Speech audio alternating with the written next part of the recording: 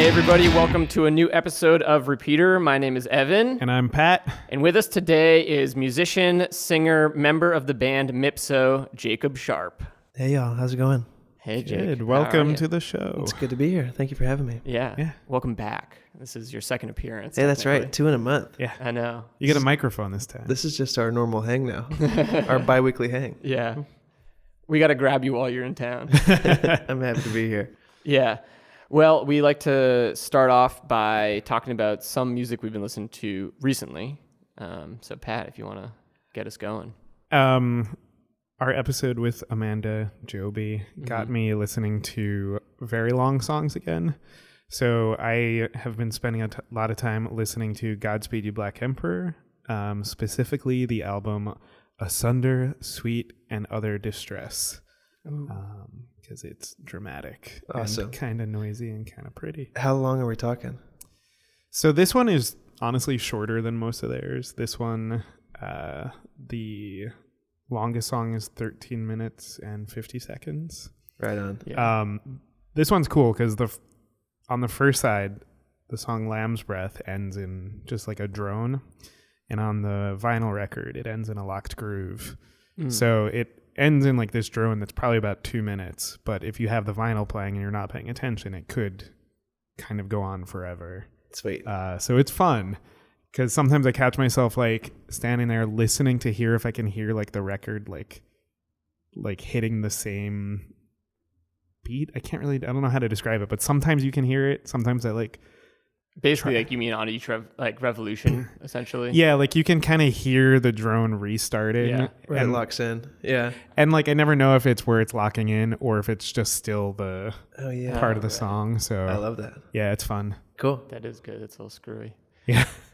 I've been listening to recently a New York duo called Black and Blonde, who are new to me, but I know both members of them. It's a couple of guys from the New York comedy community actually. Oh, cool. Started playing music together, and one of their great songs is called You Are Freaking Me Out, and it's good. It's a good like little kind of low-key groovy tune, and they both sing on it and have very different voices, which I think is very cool. I just love getting to hear people I know from doing one thing in life. These guys, I'm used to seeing them on stage being funny, and now they're making like legit professional music that sounds great, and it's very cool and like brings a smile to my face just to see that. So they have a couple songs right now out on Spotify and Apple Music, like iTunes, and I think are going to be probably releasing singles like all year. Awesome. Until they probably put together an album. Black and Blonde? Black and Blonde, yeah. Very cool. Matt Rubano and Brooks Allison. Two very cool guys. Yeah. What about you, Jacob? Well, on the train over here, I was listening to SZA. Is that the way that you pronounce it? I believe so. Okay. That's the way I pronounce it too, then. It's one of those artists that, everyone's talking about, and I've heard singles from the album but haven't really dug in. And people keep on bringing her up, and I was like, oh yeah, totally, I know that. And then I realized today, I was like, that's kind of a lie. Yeah. So I dove in a bit more. It's amazing. Yeah. Nice. I felt like that way maybe a couple months ago, and then I was like, oh, I gotta just listen. And she's incredible. Yeah, it's really wild. There's a lot on that album. For sure. To really take in. And then she did a couple late night performances right at the end of December where she stripped them down, like orchestrated some of these songs in a way that was just different arrangements than what were on the album. And really were impressive. The SNL one, I saw that one and was like, oh yeah, whoa. Yeah. Right on. She rules. Yeah. So that's me. Yeah. What song did you want to talk about this evening? I want to talk about Great Tide from Phil Cook's album Southland Mission. Cool. Let's give a little listen to it.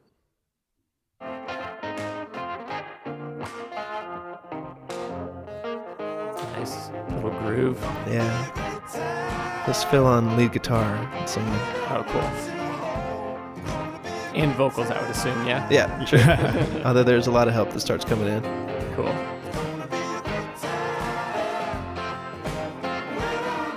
Yeah, this is like a gathering wave of a tune. Yeah.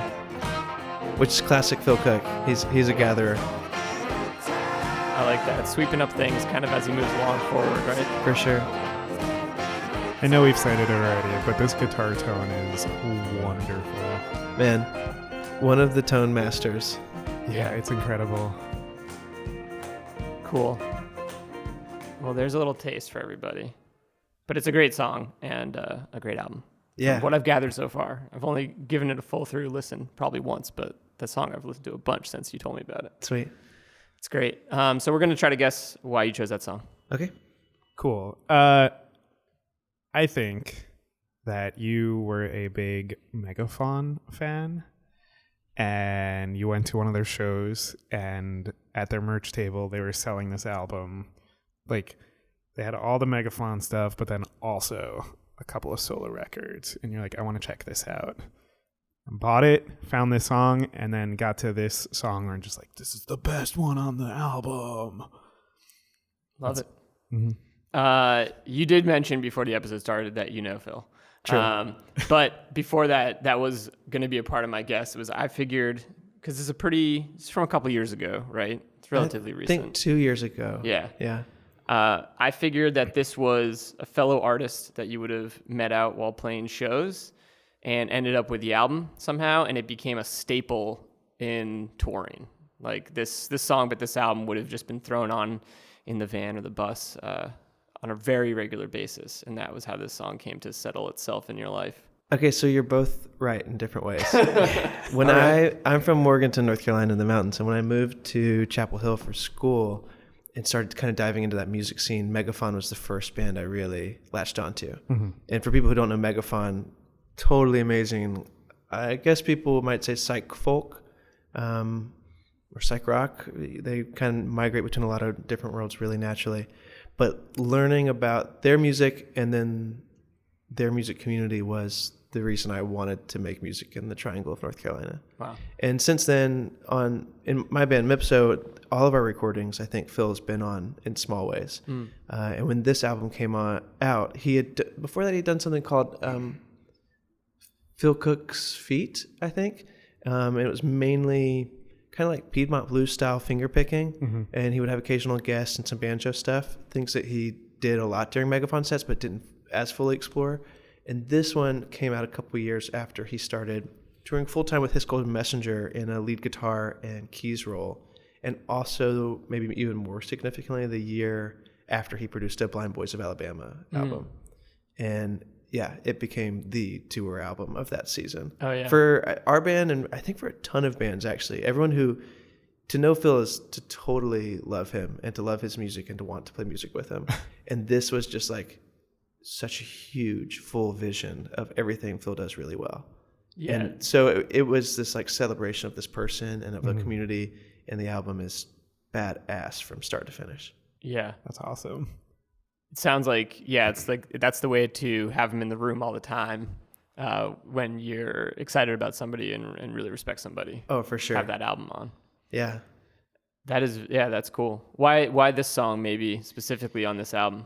This one, so the album's called Southland Mission. Phil is from Eau Claire, Wisconsin, as are a number of really amazing musicians. And a number of those amazing musicians moved to Raleigh, North Carolina, about 12 years ago. And they kind of have described it in different ways and in different places as like there was a glass ceiling they felt to Eau Claire. And I think that like Milwaukee, Minneapolis, Chicago, all those scenes were so defined by Wisconsin musicians that they wanted, having toured for a number of years, to land somewhere where they could be separate from that, but also still benefit. And they kind of randomly picked the Triangle because of the record labels and the venues they knew, and came and for all of them in different ways started this process of digging into Southern musics of tons of varieties. Yeah. And this Southland Mission is like a review of Southern music. And I think this song highlights some of those like further corners of the different genres really well in a singular song. And also, the moment we listen to it has like classic, like vamp, almost like gospel-y chorus, like R&B almost vamp, gospel chorus, blues, guitar, that amazing tone. It's like it is a case study of why some of those musics are so cool. Yeah, it is. It definitely felt that way listening to it. Trying to hit all the touchstones, as it were, in a cool way.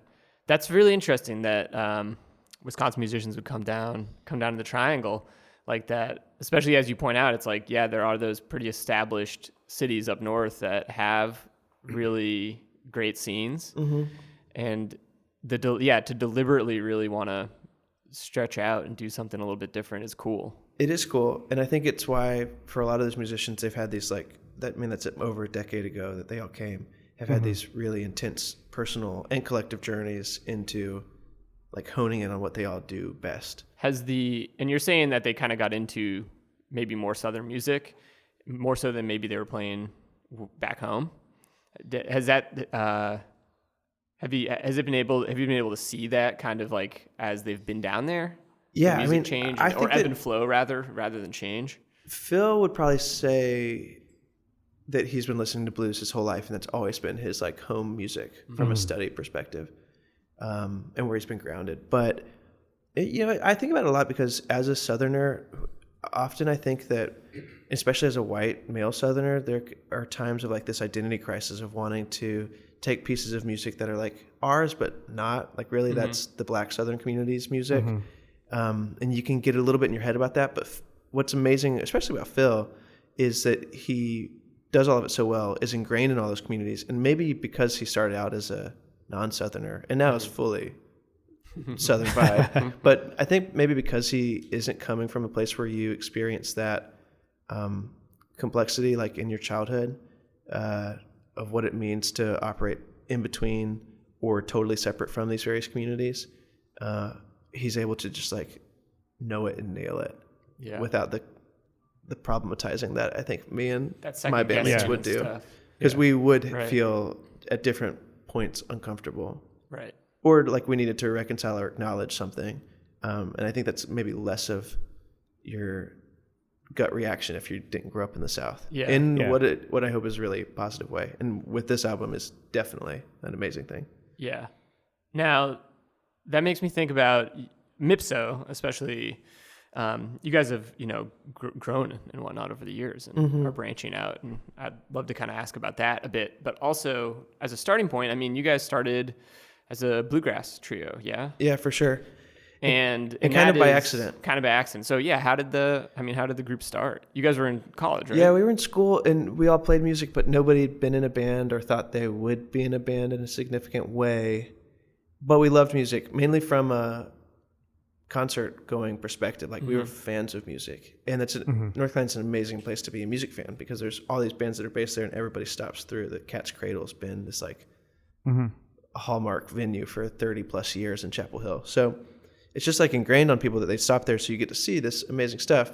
And we were doing that together and started writing together, and over the course of our college years, it became like the money generating job offer that was non-existent outside of it, ironically. So we graduated with degrees and hopped in a tour van. And we initially didn't know what kind of music we wanted to make, but had certain ingredients on the table and decided to make a bluegrass record first. Almost more as just like, cool, we need a foundation. Let's just pick one and try and learn that. And it was really important because from a songwriting perspective and as like new band members, bluegrass is great for having really clearly delineated roles and types of songs. And so that was our study. And that first album did really well. And so then all of a sudden we were like a Billboard bluegrass band. We were like, oh shit. Now people really are going to want this from us. So then we wanted to do it better, which meant that we dove further, I think. Right. Before we started realizing like, oh, bluegrass is amazing and a big part of all of our like musical foundation, but not the centerpiece of it. Yeah. And so since then it's been this really natural to us feeling like recorrection of that compass. Yeah, but I can understand that pressure being there once you have been defined and successful within a given genre to then have to step outside of it. But knowing from your perspective that it's been there that whole time. Totally. Yeah, it's kind of funny, and it's one of those times too where especially like people talk all the time about how the music industry is tough right now, and like that's true, but it's always been tough, so I don't know why we talk about it more now. But we get tons of feedback from people who used to book us who are like, oh well, you don't fit in here anymore. And drums. So it's like, which is like right on, cool. Yeah. If you want to define your world in that way, do it, and we'll happily be a part of somebody else's. But it's been for us a fun problem. It's always like it's a song first thing, so it's like, okay, here's what we wrote. Here's this variety of ways you could effectively like package it from a arrangement, instrumental perspective. And our thing is always what's the most emotionally like transcendent and responsible way of doing it. And we don't care if that means that it's a Rhodes organ or a banjo playing whatever role needs to be played. So when you take a song and you have the arrangement and like, you know that you can do it in a couple different ways, or like, or maybe not, like you just arrange it in a certain way and it comes out and it has that emotional resonance. Do you ever catch yourself thinking like, do you ever notice your influences sort of seeping in? Totally. And does it ever like surprise you? I think it will surprise the writers most because, you know, we're in so many, not just in music, everywhere. You're like influenced by things subliminally all the time. Sure. And we try and surround ourselves by really high quality things. And so I hope that we are picking up pieces of them. But it's amazing how quickly you can separate the creative inspiration from the next genesis, you know, like a hook line that you might have heard somewhere, forgotten about for 4 weeks, and then one morning, like hung over on your guitar, put new lyrics to, and you're like, oh man, I'm amazing. Listen to that line. And then you write a whole song and you're like, hey, and you feel really confident that it's authentically yours. And then, you know, 2 months later in the studio, somebody's like, oh dude, you know, that was on XX album. And you're like, oh fuck. So in that moment, especially, I think that also in the studio, we like for our producers to have a big imprint on us. And all of our producers have, especially the last 3 albums, come from really different worlds. And so we go to them hoping that that influence will be there and obvious and try and welcome it as much as we can. Yeah. What are those worlds that those producers have come from? The first 2 albums that we did, the first 2 full-length albums, I guess, were with Andrew Marlin from Mandolin Orange, who's a great songwriter and rooted in bluegrass and old time, I would say. And his band probably fits more into like the Gillian Welch side of the folk world than the bluegrass side. But he's really well versed in all of it and plays mandolin at an incredibly high level, as well as guitar and most other instruments. But so those albums, we benefited from like that broader approach to string band world from him. Our most recent album, Coming Down the Mountain, actually Phil's brother produced, Brad, who's the bass player and guitar player from Megafaun, and has played bass with like Sharon Van Etten and done stuff with Justin Vernon, and he's been all over that world. But he and Phil too kind of pull from like the great American traditions of songs, from early folk to jazz to Grateful Dead. You know, like that's where their understanding of that energy came from. But we went to him really specifically to flesh out the tunes with percussion and focus on like a different style of groove, things that we wanted to do better than we were and thought that he would help with, and he did. And then the most recent album that we'll be announcing in like a week is with Todd Sikafus, who's a jazz bassist. Oh, cool. And has for 15 years been a touring member of Ani DeFranco's band. So with this next album for us is like dark and spacey in a big way. We recorded it in Eugene, Oregon in January. Wow. So it's, you know, that had an impact. And yeah, we wanted from him maybe an understanding of like finding in that spaciness meaning that we were like struggling to pinpoint on our own. Yeah. That sounds like, I mean, it sounds like a really healthy way for bands to approach working together. Kind of everything you just described, whether it's that ability to separate the initial idea of a song from the final product, and the intentionality behind bringing in someone that is going to kind of help you do that and do it in a way that is fairly pointed. Yeah. I mean, I hope so. It's interesting. It's hard to be in in y'all's world too. I bet you see creative collaborative democracies are like really tough. Yeah. Because egos are huge and you're not certain what like the path to success is, or even what the path to just being happy and satisfied and fulfilled by what you're making is. And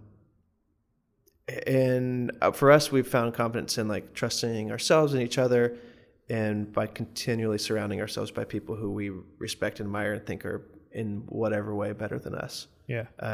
And I think that's like, you can't go wrong maybe right. Yeah, No. Even if it's not understood or received as well, I think that you'll be happy from that process and from that growth. Yeah, it's worth accepting that exploration that comes with sort of being open to new ideas or just different ideas. Totally.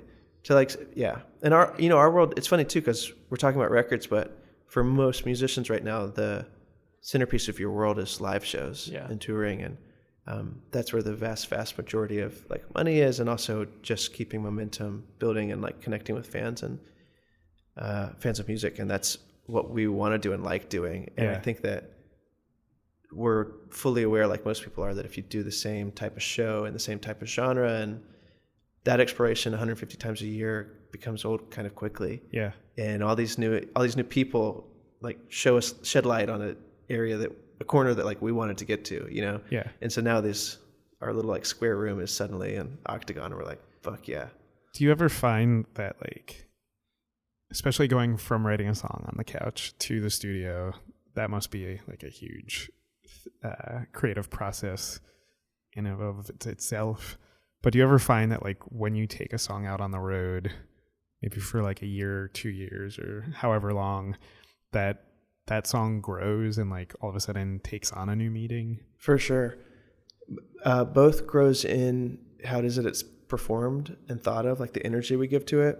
That happens almost immediately. We play so few songs like they were recorded, because normally they were, maybe somebody wrote it in the year to 2 months ahead of getting in the studio. The band hears it during a week of rehearsals and then shelves it. A producer makes an imprint, and then you play it kind of raw, which is, I think, good. And then you have like a year before it comes out, 6 months to a year before it comes out, where you're wanting to play it. And then 2 months of playing it poorly in front of crowds. And so during that whole process, you realize that maybe the strengths you initially saw aren't as resonant as you hoped, but there's these other moments that are. So yeah, we've changed grooves, we've changed lyrics, and we want to do that. We like every couple months have a heart to heart with songs where we're like, what's going good for you right now? So that's really cool. Which is fun. It makes it. It's funny to see the difference, because so many people come to a show for the first time just based on what they heard on Spotify. Yeah. And so it can be funny when then their first live impression of that, like the 3D version of what they've been interacting with, is so far from what they thought was final and firmly imprinted. Yeah. That's a funny reaction to read, but I think in general we have a pretty giving audience. Yeah. Yeah. Well, I always like when I go and see a band and it's a little different or a little off. Like, I went and saw a band and the guitarist relied heavily on a looping pedal. And he just like got the loop off at one point. Like, it was a beat off. It wasn't too bad, but like it was still kind of like this fun little moment of like, yeah, that wasn't perfect. Totally. This is people.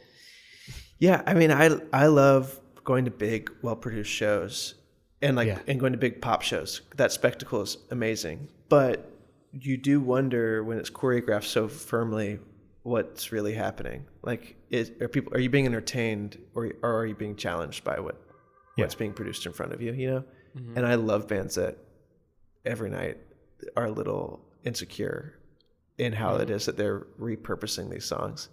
And when you're aware of that in the audience, I think that's a really cool show. Because it feels like a risk. Totally. It is. I mean, like a trusting for everybody. thing. That's like that conversation of it that makes me go back to shows all the time, is thinking like, oh yeah, this it wouldn't make sense for all these people and this whole crew to be here if we weren't here too. So we should like lean into it from both sides. I like that part of it. There was this great moment a handful of years ago. I saw First Aid Kit, which is, a fairly acoustic band, but has like a band now and everything. And they were playing the music hall at Williamsburg, and it was one of these things where I believe before they played a song, they had said that the previous night something was wrong with the audio, and so they actually didn't have like any onstage audio for a song, and so they asked everyone. They had asked everyone to just get really quiet, and they sang the song acoustically in a pretty big venue. Yeah.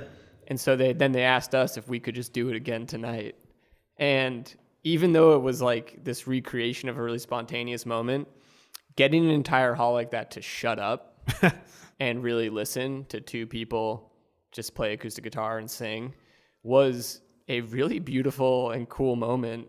And to know that it wasn't totally contrived, that it was like, it's like, oh, this actually was a mistake last night, and they just realized how great it was. So now they want to recreate that feeling. That's awesome. And it was really cool. We've noticed that most nights we'll do a moment around a condenser microphone where we unplug and like take out the inner monitors and make our drummer leave for a couple minutes. And I think to a lot of our fans, it seems like a nod back to our origin, which is cool. But to us, it's a way of dialing in that conversation part of the show of like, because especially like at Music Hall Williamsburg, those shows are normally rowdy. That type of club in this type of city, be like, people are there to drink and have a great time, and that's awesome. But I think that you can get a bit beyond why it is that everybody showed up from both sides of the equation. Yeah. And those moments can be really great challenges of like, how far are you willing to go? Because maybe we can go there too. Yeah. That's awesome. Yeah. I was going to ask too how Taking to the Road contributes to that conversation about expanding your influences and expanding, how the band grows and especially musically. But obviously you're doing a lot of intentional things with producers and just with your own influences. And I wonder, because the lineups you're playing are different, than they were years ago, and the places you're playing and all that kind of stuff. Yeah. Well, part of it, kind of like I was saying earlier, we are now 5 years into averaging, I think, 160 shows a year. So we want people to like be emotionally impacted every night. And I think that if you on stage aren't, people pick up on that. Yeah. So part of it's just like a natural challenge of like, hey, we need to grow and be excited. And sometimes to feel vulnerable, like to be playing an instrument that isn't your best or whatever. That even something as small as that can change how it is that you approach a tour and stay engaged. But there are tons of like, even just like technical production tricks you learn. Like our biggest shows and our loudest crowds will start the PA between 5 and 10 decibels lower than what our like ideal volume is, because people feel uncomfortable when they're from the get-go talking over a crowd. Yeah. They don't feel uncomfortable at the end of a show talking over a crowd talking over a PA, but they do at the beginning. And if you can make people uncomfortable, then you can bring the PA up afterwards. There's like those little things where from a technical side, we totally play a game with the audience based on what you can read ahead of it. Right. Or what you know from the last time you played that room. But yeah, it's like a moving equation all the time of what it is that makes us happy and makes our crowds happy too, because we're not immune from like wanting to please people. I think that's a big part of why we play music. Yeah. And wanting to connect with people, Yeah, of course. Well, and in that light, what's it been like? What's your experience been like getting to know and be part of the musician community in the various, I guess, genres of tours that you've been a part of? Because obviously, coming today with a song like from someone within that community, and I'm just curious, Yeah, it's amazing. The touring community is so tight. I think a lot about how, like, my favorite music and musicians made music together and often in the same place. And like the idea of a Laurel Canyon scene happening again is pretty far-fetched. And like, I think the Triangle of North Carolina has an amazing music scene, but the reality is that these bands who really love and learn from each other all the time when they're home are on the road the majority of the year and at alternating times. So you see each other more frequently, like, I don't know, in Milwaukee than you do at your favorite local bar, which is a funny thing. But I think that it's created this like diaspora effect within the music community of how it is that you interact musically and not, and still try and like be present with one another. And that's been, for us, probably one of the more rewarding things, is feeling like have been accepted by a community and also are creating our own of these people that you meet at shows or at a recording session, or even like so frequently you like walk into a radio station and somebody else's session just ended and you like trade albums and then see each other at a festival 6 months later and have a beer, and all of a sudden you have this like new lifelong buddy who you've just admired from afar forever. Yeah. And certainly for us as we tour now and play with bands that often it's just like manager to manager pieces together tour, those relationships can be really fulfilling, but then especially when it's like we're about to do a tour with Ben Lee. Do you guys know him?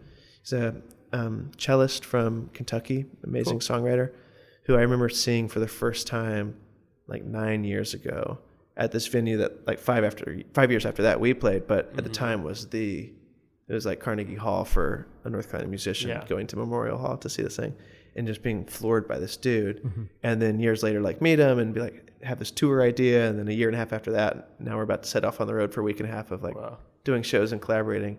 That type of thing is just super cool and magical. And for my group, like none of us thought we were going to play music full time. So there is this certain serendipity to most of these circumstances. Yeah. Not like falling in our lap, because we do work hard. And now that once we got into it, we realized what was possible and like how to make that happen maybe, but are super aware that we should be present and grateful that this is the world we're living in. Yeah. That reminds me of, I may have mentioned this on the show previously, but one of the best concert experiences I've ever had was a co-headlining tour with the David Rawlings Machine and Old Crow Medicine Show. And the openers were, actually I never know how to say the name, Felice Brothers, I'm not sure. I think it's Felice Brothers, and Justin Townes Earl was the other opener. Far out. And I've never seen a whole show, like first opener to second headliner, that was having a better time together.